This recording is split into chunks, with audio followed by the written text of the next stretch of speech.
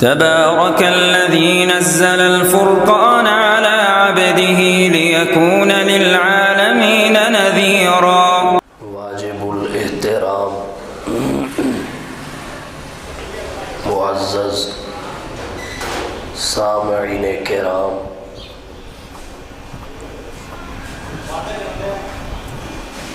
اس ہفتے میں social media پر کچھ خواتین کو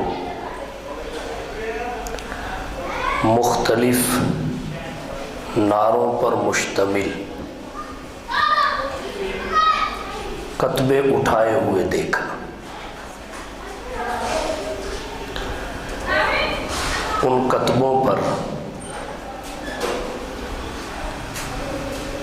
جو جملے، الفاظ اور کلمات لکھے گئے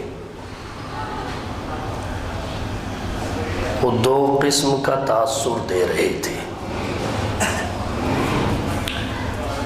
ایک تو یہ کہ پاکستان میں خواتین پر ظلم ہو رہا ہے، انہیں ان کے حقوق نہیں دیے جا رہے، خواتین کو ان کے بنیادی انسانی حقوق سے محروم کیا جا رہا ہے۔ اور دوسرا تاثر یہ مل رہا تھا کہ یہ مطالبہ اس 150 خواتین کا نہیں ہے بلکہ پورے ملک کی خواتین کا ہے، اور یہ 150 خواتین پورے ملک کی خواتین کی نمائندہ اور ترجمان ہیں۔ یہ دو تاثر اس احتجاج سے، جلوس سے، اس میں موجود بینروں سے، کتبوں سے، تحریروں سے واضح ہو رہے تھے۔ یہ دونوں غلط ہیں۔ نہ تو یہاں عورتوں پر ظلم ہو رہا ہے، نہ انہیں بنیادی انسانی حقوق سے محروم رکھا جا رہا ہے، اور نہ ہی یہ 150 خواتین ملک بھر کی خواتین کی نمائندہ اور ترجمان ہیں۔ نہ جانے یہ کہاں سے آتی ہیں، سال کے بعد نظر آتی ہیں، کتنے پیسے لے کے آتی ہیں، کس کے ایجنڈے پر آتی ہیں، ان کے پیچھے کتنی اور کون کون سی NGOs ہیں۔ یہ ہمارے ملک کی خواتین کی نمائندہ اور ترجمان نہیں ہیں، ہمارے کلچر، ثقافت اور روایات کی امین نہیں ہے، ہمارے تمدن سے ان کا واسطہ نہیں ہے۔ تھوڑا بہت وقت اسلام آباد کی سڑکوں پر گزارنے کے بعد یہ چلی بھی وہیں جاتی ہیں جہاں سے آتی ہیں۔ دیکھنا یہ ہے کہ مغرب نے جو نعرہ لگایا عورتوں کو مردوں کے مساوی حقوق دلانے کا، وہ نعرہ درست ہے یا ان کے کسی مفاد اور بدنیتی پر مشتمل ہے؟ بات یہی ہے کہ ان کے ذاتی مفاد اسلام دشمنی اور بدنیتی پر مشتمل ہے، اس میں حقیقت نہیں ہے۔ اسلام نے عورت کو جو تقدس اور احترام فراہم کیا ہے، دنیا میں کوئی مذہب نہیں کر سکا۔ عورت کی اہمیت اور افادیت کو واضح کیا ہے، نسل انسانی کی بقا کا ذریعہ قرار دیا ہے۔ نسل انسانی کی بقا کے لیے 1000 مرد بھی ہوں، اگر خواتین نہ ہوں تو کام نہیں چلے گا۔ نسل انسانی کی بقا کے لیے جتنا مرد کا ہونا ضروری ہے اتنا ہی عورت کا ہونا ضروری ہے۔ یہ حیات انسانی کی گاڑی کے دو پہیے ہیں اور اس گاڑی کے چلنے میں دونوں کا برابر کا کردار ہے۔ اسلام نے عورت کا یہ معاشرتی مقام واضح کیا ہے۔ رہ گئی بات حقوق کی، جیسے اسلام سے پہلے عورت کا معاشرتی مقام نہیں تھا ویسے ہی اس کے حقوق کا تعین بھی نہیں تھا۔ معاشرتی مقام کیا تھا عورت کا؟ یہ وارثین کی فہرست میں شامل نہیں تھی، البتہ میراث سمجھ کے اسے تقسیم کر لیا جاتا تھا۔ اگر کسی مرنے والے کی 4 بیویاں ہیں یا 3 بیویاں ہیں تو اولاد انہیں تقسیم کر لیتی تھی، لیکن عورت کو وراثت سے محروم رکھا جاتا تھا، گویا وارثین میں شامل نہیں تھی، مرنے والے کے ترکہ میں شامل ہوتی تھی، بطور میراث تقسیم ہوتی تھی۔ اس کے ساتھ جانوروں کا سا سلوک کیا جاتا تھا، اس کی بولیاں لگتی تھی، بنا سوار کے شوکیسوں میں کھڑا کر کے بیچ دیا جاتا تھا، جانوروں کے ساتھ باندھ دی جاتی تھی۔ اس سے بڑی بات کیا ہوگی کہ درگور کر دی جاتی تھی، عورت کو پیدا ہوتے ہی زندہ دفن کر دیا جاتا تھا۔ یہ اس کا معاشرتی مقام اور حیثیت اسلام سے پہلے۔ اسلام نے آ کر اس کا معاشرتی مقام بتایا۔ ماں ہو تو اس کی کیا عزت اور شان ہے، بیٹی ہو تو کیا ہے، بیوی ہو تو کیا ہے، بہن ہو تو کیا ہے۔ یہ تمام تر تفصیلات اسلام نے واضح کی ہے۔ پھر اگر بیٹی ہے، باپ فوت ہو جائے تو جیسے بیٹے میراث اور ترکے کے حقدار ہوں گے یہ بھی ہوگی۔ بیوی ہے، خامن فوت ہو گیا، وہ خامن صاحب اولاد ہے یا صاحب اولاد نہیں ہے؟ صاحب اولاد ہے تو ترکے سے اتنا حصہ اس کا ہے، صاحب اولاد نہیں ہے تو پھر اتنا اس کا ہے۔ نان و نفقے کا بوجھ کبھی بھی شریعت نے عورت پہ نہیں ڈالا۔ اس کے جو جائز حقوق تھے ان کا تعین بھی اسلام نے کیا اور دلانے کا پورا بندوبست اور انتظام کیا۔ اب ایک سوال پیدا ہوگا، مغرب پھر کون سے حقوق دلانا چاہتا ہے؟ عورتوں کو ان کے حقوق دیے جائیں۔ مساوی حقوق کا نعرہ لگا کر حقوق نسواں کے جملے اور نعرے کو لے کر اس نے اپنا کام نکالا ہے، اپنی مجبوری کا حل نکالا ہے۔ مغرب کی مجبوری کیا تھی؟ پہلی اور دوسری جنگ عظیم میں بہت سارے مرد مارے گئے، مردوں کی شدید قلت پیدا ہو گئی۔ جب مردوں کی قلت پیدا ہوئی اس شعبے میں بھی مردوں کی کمی کی وجہ سے بگاڑ آنے لگا، اس شعبے میں بھی آنے لگا، اس شعبے میں بھی آنے لگا، امور معطل ہونے لگے، معیشت تنزلی کا شکار ہونے لگی۔ تو پھر یورپی دانشوروں نے سر جوڑا، سوچ و بچار کیا کہ ہم کس طرح مردوں کی کمی کو پورا کر سکتے ہیں اور نظام سسٹم بحال رکھ سکتے ہیں۔ اس وقت پھر انہوں نے یہ نعرہ لگایا اور حقوق کا لیبل لگا کر مرد کے جو فرائض اور ذمہ داریاں تھیں وہ عورت کے کاندھوں پہ لاد دی۔ اللہ کے نبی صلی اللہ علیہ وسلم نے فرمایا یہ عقل اور دین کی ناقص ہیں، ان کے دین کا نقصان تو یہ ہے کہ مرد پورا مہینہ نماز پڑھتا ہے، ان کی 3 سے لے کر 10 دن تک رہ جاتی ہے، اس کی قضا بھی کوئی نہیں۔ عقل کا نقصان یہ ہے کہ جہاں ایک مرد کی شہادت کام دیتی ہے اس خانے میں ایک نہیں 2 عورتیں فٹ ہوں تو کام چلتا ہے۔ یہ ان کی عقل کا نقصان ہے۔ اور ایک لحاظ سے دیکھا جائے اسلام نے عورت پر ترس بھی کھایا ہے۔ شہادت کوئی آسان کام نہیں ہے۔ عورت سمجھتی ہے اسلام نے میرے ساتھ ظلم کیا، ہم 2 عورتوں کو ایک مرد کے برابر قرار دیا، 2 عورتوں کو ایک مرد کے برابر قرار دیا، اسلام نے ہمارے ساتھ ظلم کیا، جبکہ یہ ظلم نہیں ہے، اسلام نے ترس کھایا ہے۔ آپ سوچیں آج کل دنیا کے جو حالات چل رہے ہیں، جو بد امنی اور قتل و غارت ہے، شہادت دینا کوئی آسان کام ہے؟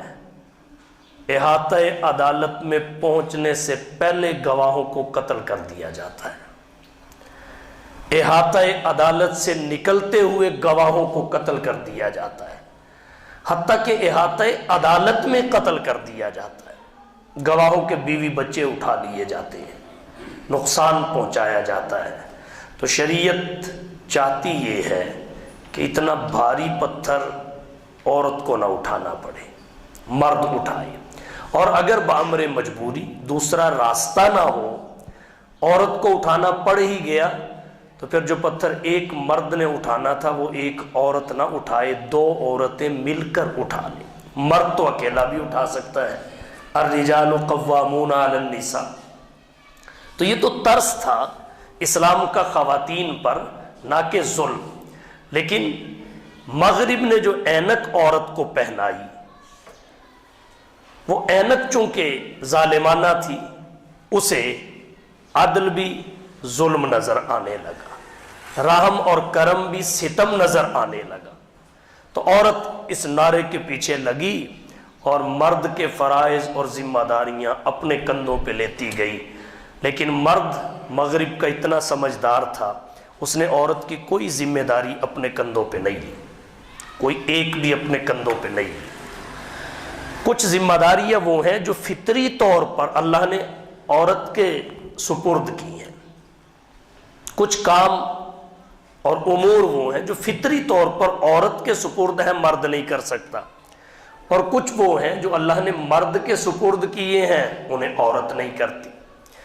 اللہ نے جو کام عورت کے ذمے لگائے فطری طور پر، ان میں کوئی تغیر اور تبدل نہیں، ان میں بچے کی پیدائش ہے، بچے کی پرورش ہے، گھر کے نظم و نسق کو سنبھالنا ہے۔ اب یہ فطری طور پر عورت کی ذمہ داریاں ہیں۔ گھر سے باہر کے امور کو سنبھالنا، نان و نفقہ اور سکنا کا انتظام، اخراجات کی ذمہ داری، یہ مرد کی ہے، عورت کی نہیں۔ میں یہ نہیں کہتا عورت کے لیے ملازمت حرام ہے، حرام نہیں ہے، کچھ شرطوں کے ساتھ جائز ہے، اس کی نسوانی حیثیت برقرار رہے، عزت و آبرو کے بارے میں خدشات پیدا نہ ہو، فتنہ جنم نہ لے، اس کی طاقت سے بڑھ کر اس پہ بوجھ نہ ڈالا جائے، حرام نہیں ہے۔ لیکن شریعت مطہرہ نے اصل میں یہ ذمہ داری مرد کو دی ہے۔ عورت کی ذمہ داریاں فطری طور پر اس کی جسمانی ساخت کے لحاظ سے، اس کی پاور کے لحاظ سے اور ہیں۔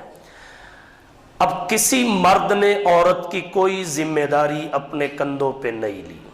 چلو میں یہ نہیں کہتا کہ مرد 9 مہینے پیٹ میں بچہ اٹھائے، یہ بڑا مشکل کام ہے، ناممکن ہے، اور اگر ایسا ہوتا تو پھر ہم کہتے مساوی حقوق، ایک وہ جنم دے گی دوسرا آپ جنم دیں گے، لگ پتا جانا سی مساوی حقوق ہوں دیکھی نے۔ بھائی جب مرد اور عورت کی جسمانی ساخت میں مساوات نہیں ہے، طاقت اور پاور میں مساوات نہیں ہے، جب عبادات میں مساوات نہیں ہے، تو پھر تم حقوق میں مساوات کا فلسفہ کہاں سے لے آئے؟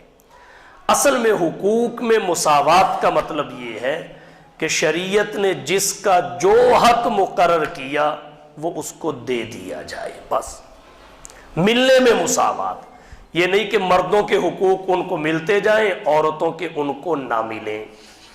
باقی حق آقا کا اور ہے، غلام کا اور ہے، نبی کا اور ہے، امتی کا اور ہے، باپ کا اور ہے، اولاد کا اور ہے، تو مساوی کیسے ہو سکتے ہیں؟ پہلے مردوں میں تو مساوات کر لو۔ کیا حقوق نسواں کا، مساوی حقوق کا نعرہ لگانے والے اپنے ملازم مردوں کو وہ سارے حق دے چکے جو ان کے لیے ہیں؟ اصل یہ نعرہ بدنیتی پہ مشتمل تھا۔ جب پہلی اور دوسری جنگ عظیم میں بہت سارے مرد مر گئے تو ان مردوں کی کمی عورتوں سے پوری کی گئی، اور عورتوں کو باہر نکالنے کے لیے ظاہر ہے ان کے ہاتھ میں بیلچا پکڑانا تھا، انہیں کاؤنٹر پہ بٹھانا تھا، ان سے سامان کی پیکنگ کروانی تھی، ان سے پی سی او چلوانا تھا، تو پھر کوئی چکنا چوپڑا نعرہ تو چاہیے تھا۔ تو یہ وہ نعرہ ہے، یہ عقل اور دین کی ناقص ہیں۔ انہوں نے سمجھا کہ اسلام تو ہمارے حقوق کا تحفظ نہیں کرتا، یہ مغربی نظام ہمیں ہمارے حقوق دلوائے گا۔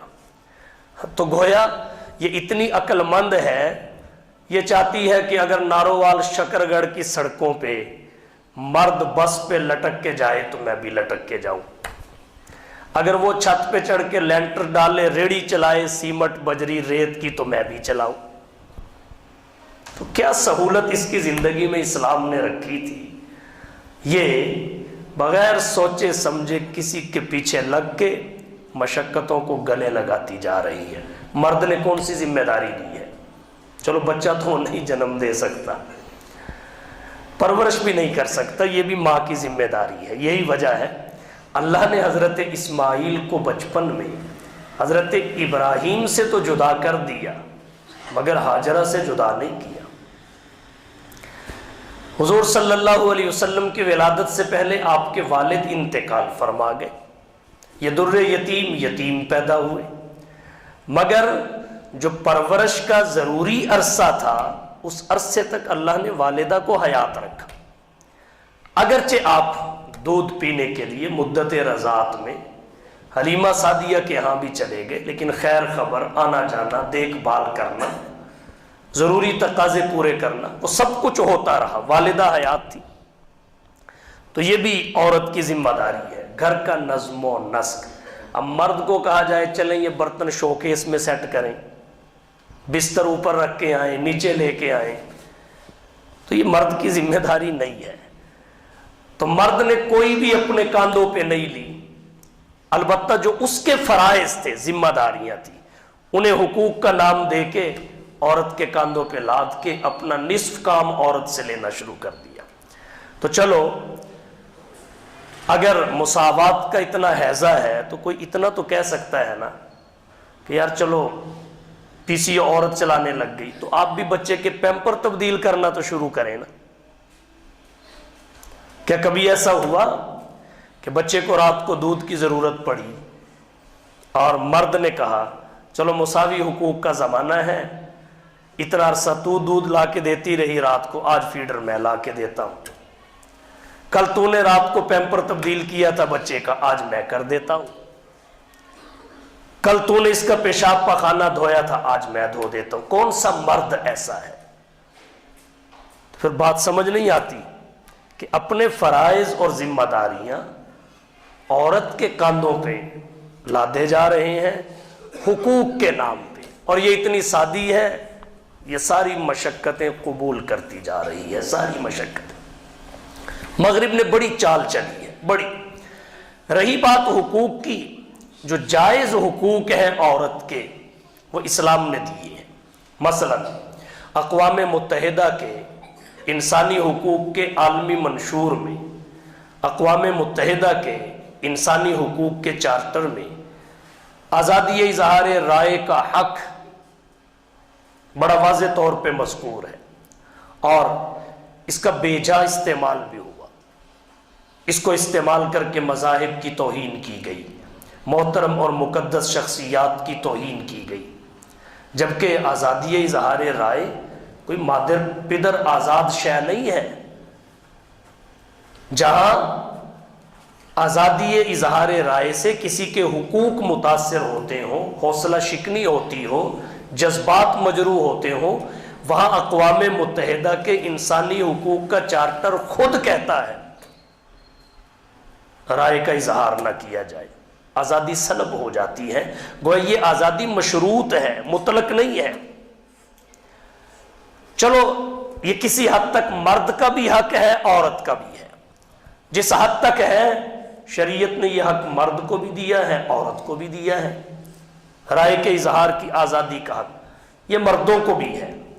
جناب نبی کریم صلی اللہ علیہ وسلم کا زمانہ، آپ کا زمانہ حیات، وہ اسلام کی عملداری کا روشن زمانہ تھا۔ خلفائے راشدین کے ادوار خلافت وہ آئیڈیل ادوار تھے، ان میں دونوں کو یہ حق حاصل تھا۔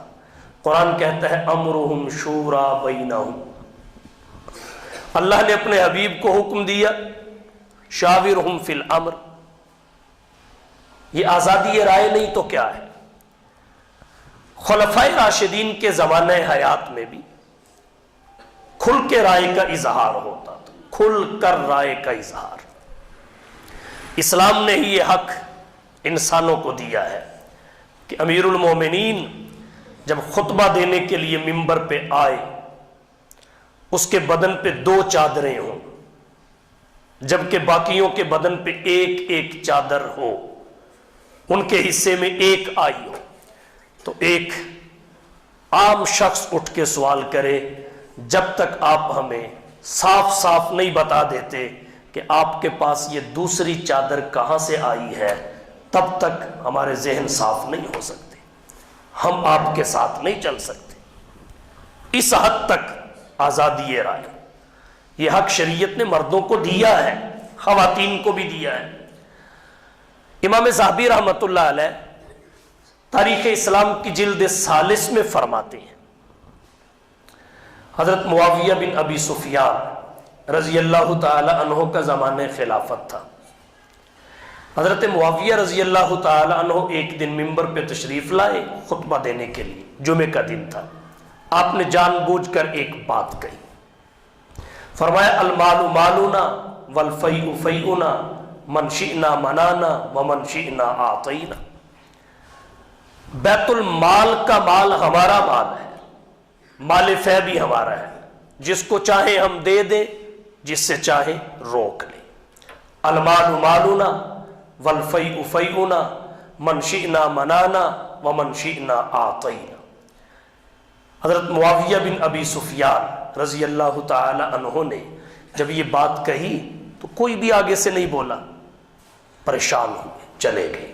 اگلے جمعے کو تشریف لائے، پھر یہی بات کہی، ذرا زوردار انداز میں کہی تاکہ کوئی بولے المال مالنا والفیء فیئنا من شئنا منانا ومن شئنا اعطینا۔ پھر کوئی نہیں بولا، پریشانی ڈبل ہو گئی۔ اگلے جمعے پھر تشریف لائے، پھر آ کے حضرت معاویہ نے مزید زوردار انداز سے، تاکہ لوگوں کی سماعتوں کو جھنجھوڑے، ان کے سوچ و فکر کو بیدار کرے اور ان کی زبان کھلوائے۔ فرمایا المال مالنا والفیء فیئنا من شئنا منانا ومن شئنا اعطینا۔ تیسرے جمعے ایک بزرگ کھڑے ہو گئے، وہ کہنے لگے 3 جمعے گزر گئے ہمیں یہ بات سنتے ہوئے، آپ کس ضابطے کے تحت کہہ رہے ہیں المال مالنا والفیء فیئنا من شئنا منانا ومن شئنا اعطینا؟ یہ آپ کا مال نہیں ہے، بیت المال کا مال آپ کا مال نہیں ہے، یہ ہم سب مسلمانوں کا مال ہے۔ مال فے بھی آپ کا نہیں ہے، یہ ہم سب مسلمانوں کا ہے۔ یہ کیا ہوا؟ جس کو چاہے دیں، جس کو چاہے نہ دیں، ایسا نہیں چلے گا۔ اگر کوئی شخص ایسا کرے گا ہمارے اور ہمارے حق کی راہ میں رکاوٹ بنے گا، ہم اسے اللہ کے پاس پہنچا دیں گے۔ بعض مورخین نے لکھا لَنُقَوِّمَنَّكَ بِالسَّيْفِ، اس نے کہا معاویہ ہم آپ کو اپنی تلوار سے سیدھا کریں گے۔ جب حضرت معاویہ رضی اللہ تعالی عنہ نے یہ بات سنی تو ان کے چہرے پہ اطمینان نظر آیا، خوش ہوئے، یہ بات سن کے خوش ہوئے۔ ایسے بھی حکمران اور خلیفہ تھے، خوش ہوتے تھے. آج کوئی عالی مقام کو کہہ کے تو دکھائے کچھ.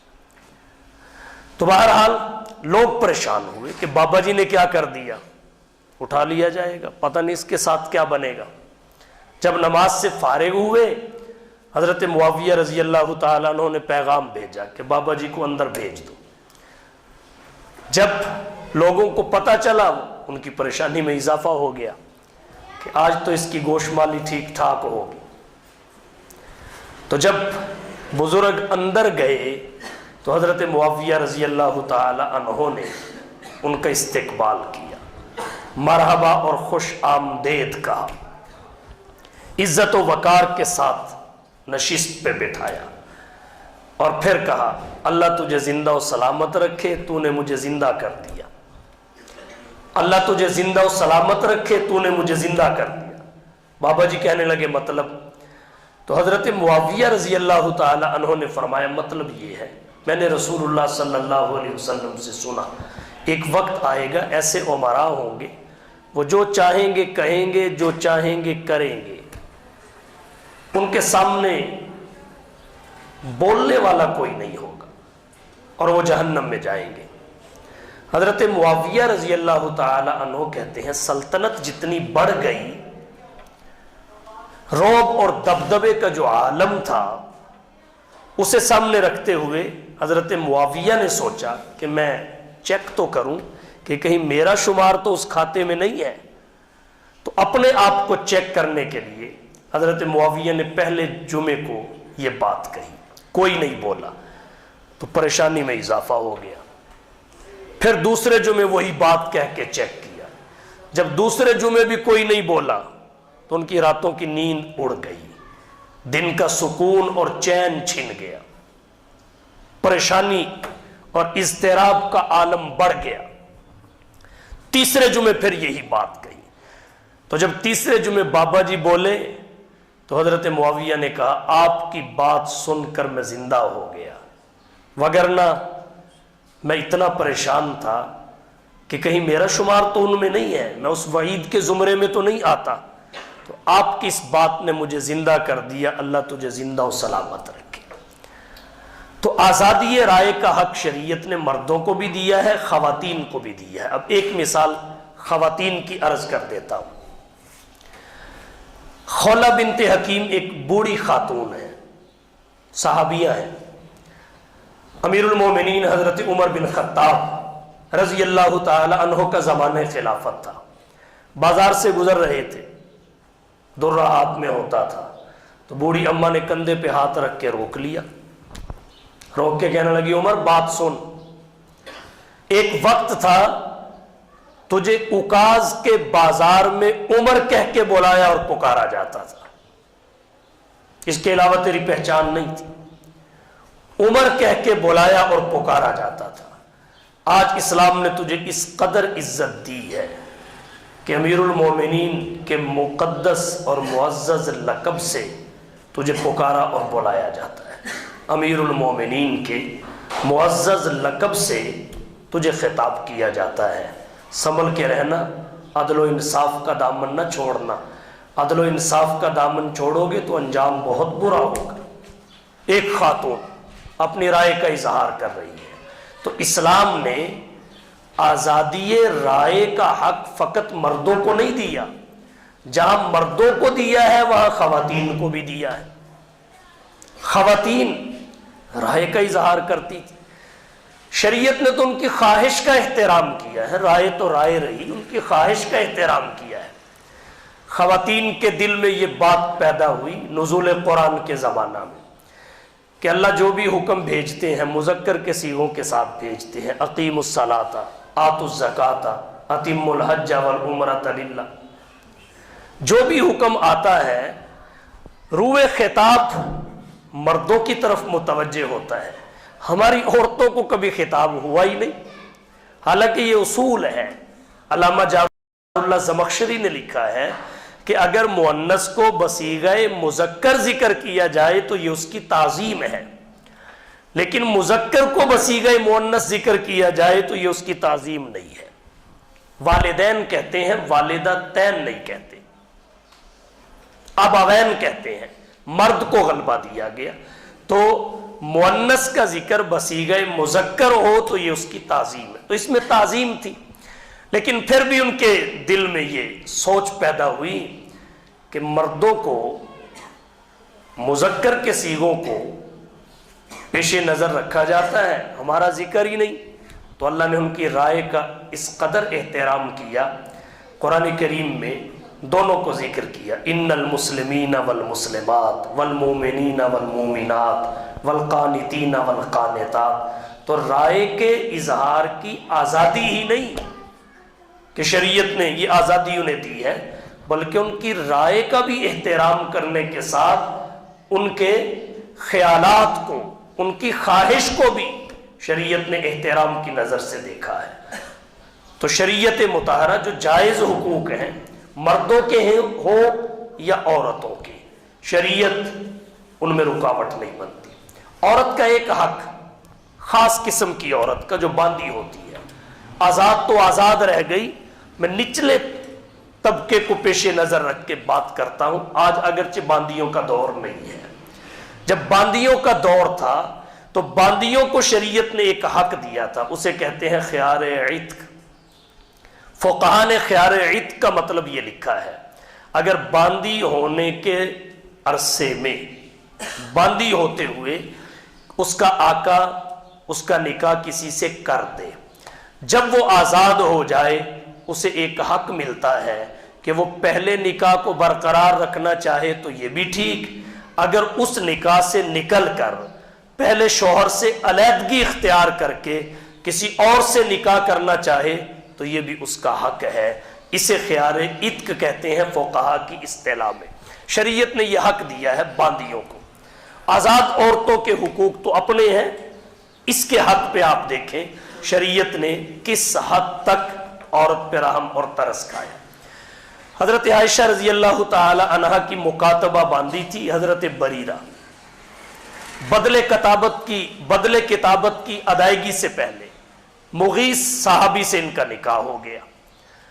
مغیث شکل کے خوبصورت نہیں تھے، تو جب تک یہ آزاد نہیں ہوئی ان کے ساتھ وقت گزارتی رہیں۔ جب یہ آزاد ہوئیں تو انہوں نے اپنا حق استعمال کیا، حق خیار استعمال کیا، نکاح سے الگ ہو گئی۔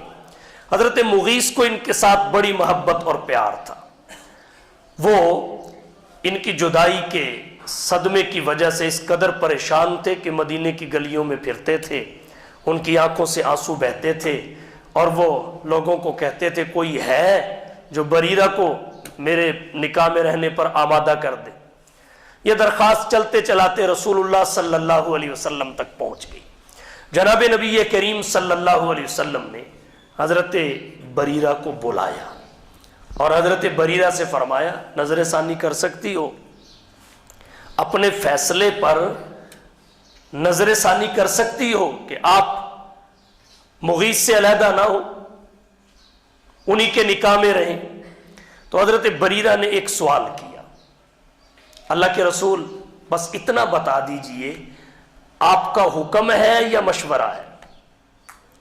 آپ یہ بات حکمن کہہ رہے ہیں یا مشورتاً کہہ رہے ہیں؟ حضور صلی اللہ علیہ وسلم نے فرمایا مشورتاً۔ کہنے لگی اللہ کے رسول اگر تو ہوتا آپ کا حکم، پھر تو جو کچھ بھی ہوتا سر منہ انحراف نہ کرتی، لیکن اب آپ کا مشورہ ہے، میں اپنا حق استعمال کروں۔ الگ ہو گئی۔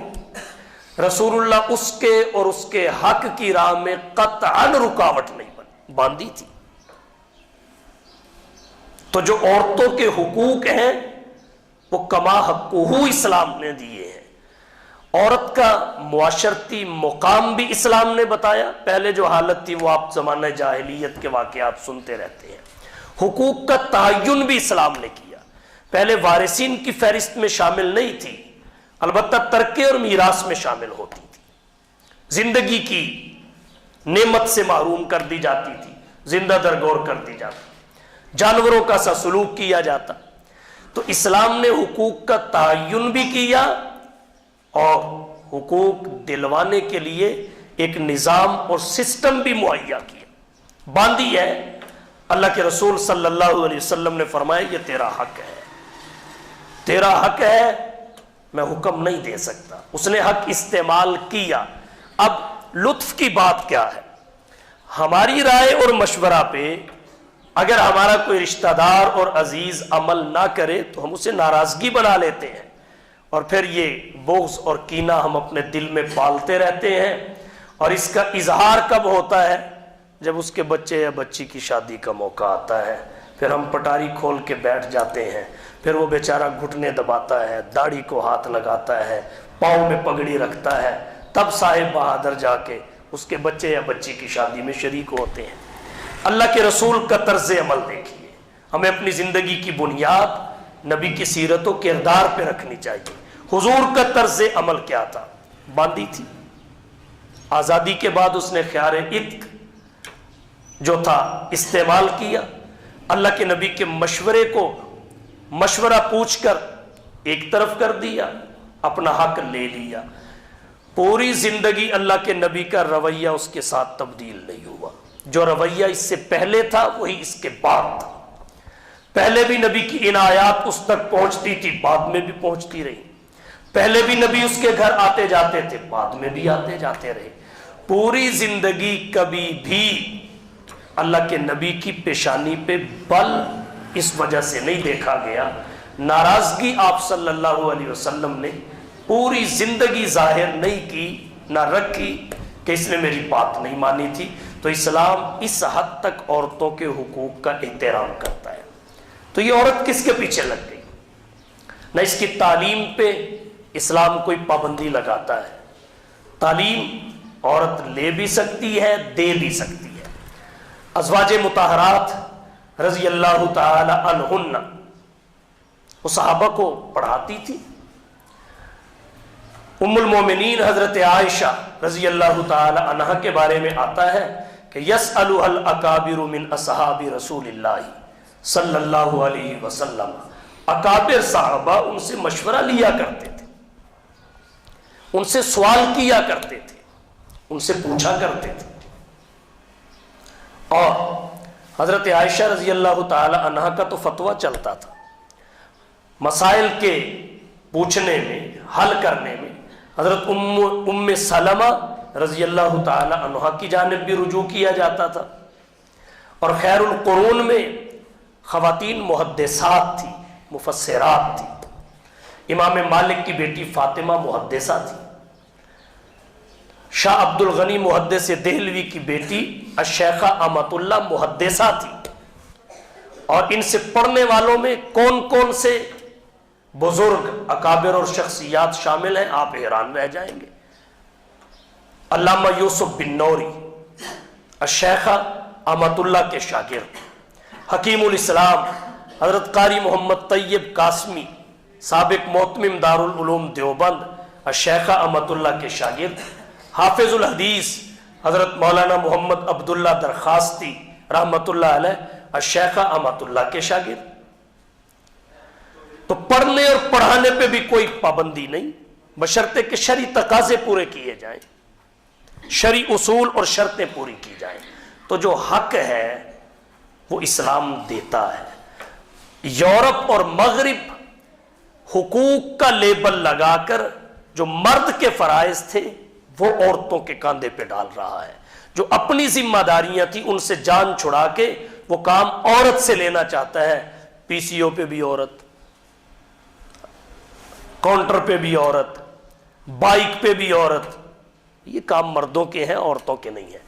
چند سال پہلے ازبکستان میرا جانا ہوا، یہ روس کی سابقہ ریاست تھی ازبکستان۔ وہاں ہم نے دیکھا ایک ہفتے کا قیام تھا۔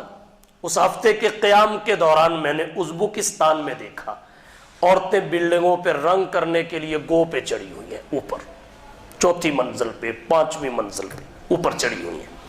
اسی طریقے سے خواتین سڑکوں پہ لک ڈال رہی ہیں، خواتین کھانے ہوٹلوں میں خواتین بنا رہی ہیں، مکان خواتین بنا رہی ہیں۔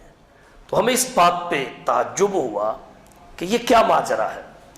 تبادلہ خیالات بھی آپس میں ہوا، بڑے بڑے علماء ہمارے ساتھ تھے، مولانا حنیف جلندری بھی تھے اور بڑے بڑے اکابر ساتھ تھے، تبادلہ خیالات ہوا، کچھ وہاں سے پوچھا، کچھ سمجھا، تو بات سامنے یہ آئی کہ ایک عرصہ تک روس میدان جنگ میں رہا، افغانستان میں ایک عرصہ تک اس نے لڑائی کی، اس لڑائی میں ان کے بہت سارے مرد مارے گئے، مردوں کی قلت پیدا ہو گئی، تو جو مردوں کی قلت تھی وہ کم سے کم محسوس ہو، اس کے احساس کو کم کرنے کے لیے یہ مردوں والے کام سارے عورتیں کر رہی ہیں، اور یہی یہاں میں پہلے عرض کر چکا، یہی سبب ہے پہلی جنگ عظیم اور دوسری جنگ عظیم میں جب کثیر تعداد میں مرد مارے گئے تو یورپی دانشور پریشان ہو گئے کہ یہ شعبہ بھی بند ہو رہا ہے افراد کی قلت کی وجہ سے، اس شعبے کے کام بھی معطل ہو گئے، اس کے کام بھی بگڑ گئے، اب یہ افراد کی قلت کیسے کم کی جائے؟ تو پھر ان دانشوروں نے حقوق نسواں، مساوی حقوق کا لیبل لگا کر خواتین کو مردوں کی جگہ پہ مشینوں پہ کھڑا کر دیا، اور پھر وقت گزرنے کے ساتھ ساتھ مرد پھر بڑھ گئے، پھر وہ مرد سہولت پسند ہو چکے تھے، عورت کی سہولتوں سے فائدہ اٹھانے کا چسکا پڑ چکا تھا، ان کی کمائی کھانے کا چسکا پڑ چکا تھا، اور کچھ نہیں تو دوبارہ وہ اپنے فرائض ادا کرنے کے لیے تیار نہیں تھے، اپنی ذمہ داریاں سنبھالنے کے لیے تیار نہیں تھے، تو پھر اسی عادت پہ وہ پختہ ہو گئے۔ آج ہمارے ملک میں بھی یہ سوچ پنپ رہی ہے اور اس فکر کو پروان چڑھایا جا رہا ہے۔ سال میں ایک دن ایسا آتا ہے، یہ 150 خواتین نکلتی ہیں اسلام آباد کی سڑکوں پہ، انہوں نے کتبے اٹھائے ہوتے ہیں اور تاثر یہ دیتی ہیں کہ پاکستان میں خواتین پہ ظلم ہو رہا ہے، ان کو ان کے بنیادی انسانی حقوق سے محروم کیا جا رہا ہے، اور وہ یہ تاثر دینے کی کوشش کرتی ہیں کہ پوری پاکستان کی خواتین کی نمائندہ یہ 150 ہیں، جبکہ ان کا کوئی اتھا پتہ نہیں یہ آتی کہاں سے ہیں اور جاتی کہاں پہ ہیں، یہ کس کے ایجنڈے پہ چل رہی ہیں، پیچھے کون سی NGOs ہیں، پیسہ کس کا ہے۔ اور مجھے حیرت ہے اس باپ کے غیرت کے لیول پر جس کی بیٹی آ کے یوں بٹن کھول کے کہے میرا جسم میری مرضی، اس بھائی کی غیرت کے لیول پر حیرت ہوتی ہے جس کی بہن کھل کے انٹرویو میں کہہ رہی ہے میرا جسم میری مرضی، خود کھانا گرم کر لو، خود یہ کر لو، خود وہ کر لو۔ کیسا بھائی ہے وہ؟ خاوند کیسا خاوند ہے جس کی بیوی باہر آ کے اپنے خاوند کے زندہ و سلامت ہوتے ہوئے کہہ رہی ہے کہ میری مرضی ہو تو میں کسی اور کے ساتھ بھی سو سکتی ہوں، میری مرضی ہو تو میں کسی اور کو تیرے ہوتے ہوئے اپنے آپ پر قدرت دے سکتی ہوں۔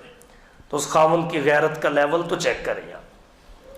اس کو روشن خیالی کا نام دیا جاتا ہے۔ شریعت مطہرہ نے ایک مرد کو 4 عورتیں بیک وقت رکھنے کی اجازت دی ہے، لیکن ایک عورت 2 مرد بھی نہیں رکھ سکتی نسب کی حفاظت کے لیے۔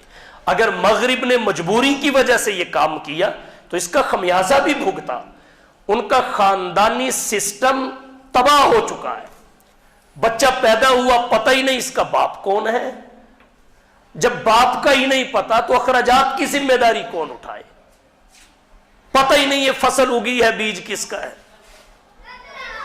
تو کون اس کا پرسان حال بنے۔ اسلام کا ایک مضبوط خاندانی سسٹم ہے جو مغرب سے برداشت نہیں ہو رہا، اسے تباہ کرنے کے در پہ ہے۔ آج کچھ خواتین بھی کہتی ہیں عقل کی ناقص، تسی 4 زنانیاں رکھ سکتے ہو، اسی 2 مرد نہیں رکھ سکتے۔ کچھ خواتین بھی یہ کہتی سنی گئیں میڈیا پہ آ کے، اگر مرد 4 عورتیں رکھ سکتا ہے تو ایک عورت 2 خاوند کیوں نہیں رکھ سکتی؟ تنزلی کا عالم دیکھیں، اخلاقی پستی دیکھیں، جہالت کا عالم دیکھیں۔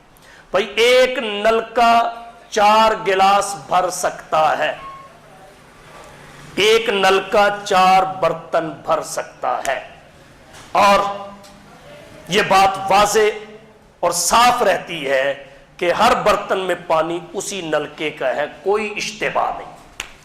لیکن اگر ایک برتن میں 4 نلکوں کا پانی ڈال دیا جائے تو آپ اس پانی کو کس نلکے کی طرف منسوب کریں گے, کس نلکے کی طرف منسوب کریں. یہ ہے وہ حکمت کہ نسب مشکوک نہ ہو. 4 آدمیوں میں سے کس کو باپ کہا جائے گا, وہ پریشانی میں کس کی طرف رجوع کرے گا, مصیبت کے وقت کون اس کا پرسان حال ہوگا. ہماری شریعت جب نکاح کے بعد مرد اور عورت میں خلوت ہو جائے تو عدت گزارنے کا بصورت طلاق حکم دیتی ہے. علیحدگی کی صورت میں عدت گزارنے کا حکم دیتی ہے. وفات کی صورت میں خاوند کی عدت گزارنے کا حکم دیتی ہے. عدت کی جہاں اور بہت ساری حکمتیں ہیں, وہاں ایک حکمت استبرائے رحم بھی ہے. وہاں ایک حکمت یہ بھی ہے کہ اگر اس کے رحم میں خاوند کا نطفہ ہوا تو وہ واضح ہو جائے, اس نطفے کے اوپر کسی کا نطفہ آ کے اسے مشکوک نہ بنائے, نسب مشکوک نہ ہو, خاندانی نظام محفوظ رہے, خاندانی سسٹم بگاڑ کا شکار نہ ہو. اور مغرب اس مصیبت سے دوچار ہے. وقتی چسکے کے لیے میرا جسم میری مرضی, جسم کے ساتھ کب تک رہتا ہے, لیکن نتیجہ تو پھر ساری زندگی بھگتنا پڑتا ہے. پھر شاپروں سے بچے ملتے ہیں, باسکٹوں سے بچے نکلتے ہیں, کوڑا دانوں سے بچے نکلتے ہیں. یہ کتنا بڑا ظلم ہے. یہ میرا جسم میری مرضی کے نتائج ہیں سارے. اسلام نے صاف ستھرا نظام دیا ہے, نظام فطرت ہے. تو اس لیے یہ جو 50-100 خواتین سال کے بعد منظر عام پہ لائی جاتی, آتی نہیں ہیں, لائی جاتی ہیں, کیا کیا سہولتیں دے کے لائی جاتی ہیں, یہ سوشل میڈیا پہ کچھ نہ کچھ آپ کو معلومات مل جائیں گی. یہ ہمارے ملک کی خواتین کی ترجمان نہیں ہے. یہ ہماری تہذیب, ہمارے کلچر, ہماری ثقافت اور ہماری روایات کی نمائندہ نہیں ہے. یہ کہیں اور کی ہیں. یہ بات کسی اور مذہب اور نظام کی کر رہی ہیں. یہ ملک اسلام کے نام پہ بنا ہے. اس میں تہذیب, تمدن, کلچر, ثقافت اور روایات اسلامی ہیں, اسلامی رہیں گی. اللہ تعالی ہم سب کو اس شر سے, ہماری اولادوں کو, ہمارے گھروں اور خاندانوں کو محفوظ فرمائے. وآخر دعوانا ان الحمد